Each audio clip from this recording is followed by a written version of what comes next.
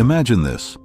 It's the dead of night in a quiet suburban home, and the only sound is the soft crackle of flames starting to lick at the curtains. But wait, what if those flames weren't from a faulty outlet or a forgotten candle? What if they were ignited by something far more sinister, like a child's doll with a mind of its own? Welcome back to True Horror Tales, where we dive into the real-life nightmares that keep you up at night. Tonight, we're uncovering the Labubu Housefire Files, a chilling story from 1998 that turned a family's cozy home in Salem, Massachusetts, into a blazing inferno of terror. Stick around, because this one's going to make you question every toy in your kid's room. If you're new here, hit that subscribe button and turn on notifications so you never miss a tale that could be lurking in your own backyard. It was the fall of 1998 in Salem, that infamous town steeped in witch trials and ghostly lore, where history whispers through the foggy streets and old colonial houses creak with secrets. The Thompson family seemed like your average American household.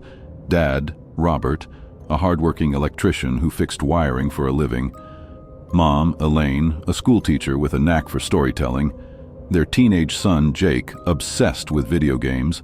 And little Emily, just 7 years old, with her wild imagination and her inseparable companion, a vintage doll named Labubu. Labubu wasn't your run-of-the-mill Barbie. She was an antique porcelain doll passed down from Elaine's grandmother, with glassy blue eyes that seemed to follow you around the room, curly blonde hair tied in ribbons, and a frilly dress that smelled faintly of lavender and dust. The Thompsons had moved into their charming two-story Victorian home on Elm Street earlier that year, drawn by the affordable price and the promise of a fresh start after Robert's job transfer. Little did they know, the house and Labubu held a darkness that no amount of family game nights could chase away.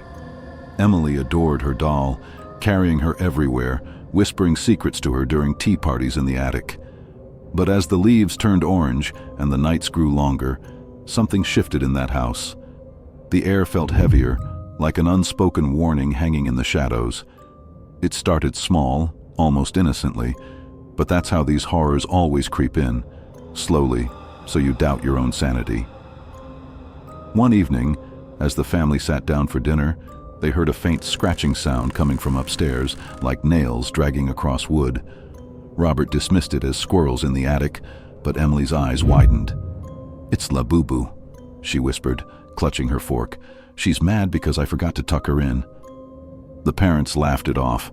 Kids and their imaginations, right? But that night, Elaine woke to the smell of smoke drifting through the hallway. Rushing to the kitchen, she found a dish towel smoldering on the counter, right next to where Emily had left Labubu propped up earlier. Faulty wiring, they thought. After all, the house was old. Robert checked the outlets the next day, tightened a few loose connections, and life went on. Yet, the unsettling sounds persisted, whispers in the walls at 3 a.m., like a child's giggle mixed with the hiss of embers. Footsteps padding softly down the stairs when everyone was in bed. And once, a low hum that sounded suspiciously like a lullaby, echoing from Emily's room. Mysterious clues began piling up too. Emily's drawings shifted from happy families to crude sketches of flames engulfing their home, with Labubu standing in the center, her painted smile twisted into something menacing. One morning, Jake found the doll sitting in the living room armchair, facing the fireplace, even though Emily swore she'd left her in bed. "She's trying to tell us something," Emily insisted, her voice trembling. "Labubu says the house needs to burn, to set the bad things free." The parents exchanged worried glances. Maybe it was time for a child psychologist. But deep down, a seed of doubt took root. Was it really just wiring issues, or was something awakening in that doll, fueled by Salem's cursed history? The tension built like a storm cloud over the next few weeks, each incident ratcheting up the fear. The family started sleeping with the lights on, but it didn't help. One rainy night, Robert was jolted awake by a sharp crack, like wood splintering, and bolted downstairs to find the basement door ajar, a faint orange glow flickering from within. Heart pounding, he grabbed a flashlight and descended, only to discover a small fire licking at a pile of old newspapers near the fuse box. He stamped it out just in time, but not before noticing Labubu lying on the floor nearby. Her dress singed at the edges, yet her face pristine, those eyes staring right at him as if daring him to question her. "This ain't right," he muttered in his thick Boston accent, sweat beading on his forehead. Elaine called the fire department the next day, and inspectors blamed it on rodents chewing wires. Plausible, but it didn't explain the doll's relocation. Emily's claims grew more frantic. "Labubu walks at night. I hear her tiny feet and she whispers about fire cleansing everything." The girl refused to sleep alone, clutching her blankets like a shield. Then came the clues that chilled them to the bone. A charred matchstick found under Emily's pillow, the doll's hands smudged with soot despite no one touching her, and security footage from their new camcorder showing a shadowy figure, doll-sized, moving across the hallway in the dead of night. The family was unraveling, arguments flaring like sparks, Robert yelling about practical explanations, Elaine torn between logic and her daughter's pleas, Jake sneaking out to escape the madness. But the real horror was the growing sense that Labubu wasn't just a toy. She was alive, plotting, waiting for the perfect moment to strike. And then the climax hit like a gasoline-fueled explosion. It was a crisp November evening, the kind where the wind howls through the trees like tormented souls. The Thompsons were gathered in the living room, trying to watch a movie to distract from the unease, when the power flickered. Suddenly, a deafening roar erupted from the kitchen, flames bursting from the stove, spreading faster than anyone could react. "Get out! Now!"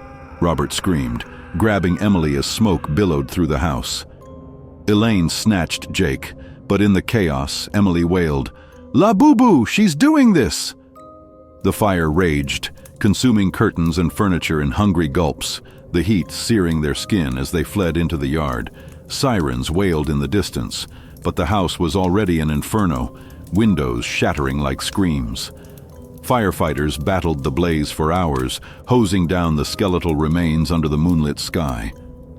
As dawn broke, one brave soul sifted through the ashes and found something impossible. Labubu, sitting upright amid the charred debris, her porcelain skin untouched, not a single scorch mark on her dress. Her eyes gleamed in the morning light, almost mocking the devastation around her. The family stood there, shivering in shock, as investigators scratched their heads. Arson? Wiring? But Emily's tear-streaked face told a different story. "I told you." She wanted to burn it all. In the aftermath, the Thompsons never returned to that house. They moved to a bland apartment in Boston, where Emily underwent therapy, her tales of Labubu dismissed as trauma-induced fantasies. The doll was donated to a local museum, labeled as a survivor of the Elm Street fire, but whispers spread through Salem like wildfire.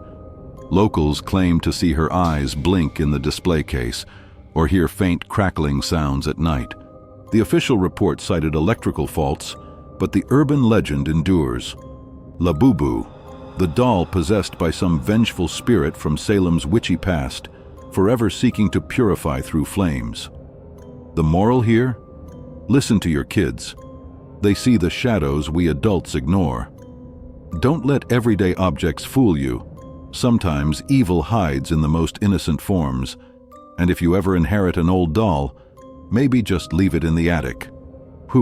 That was a scorcher of a story, wasn't it? If the Labubu Housefire files gave you chills, smash that like button and share it with a friend who loves a good scare. Subscribe for more true horror tales straight from the darkest corners of America. We drop new videos every week. Got your own creepy encounter? Drop it in the comments below. You might just inspire our next episode. Until next time, sleep tight and keep an eye on those toys. True Horror Tales, signing off.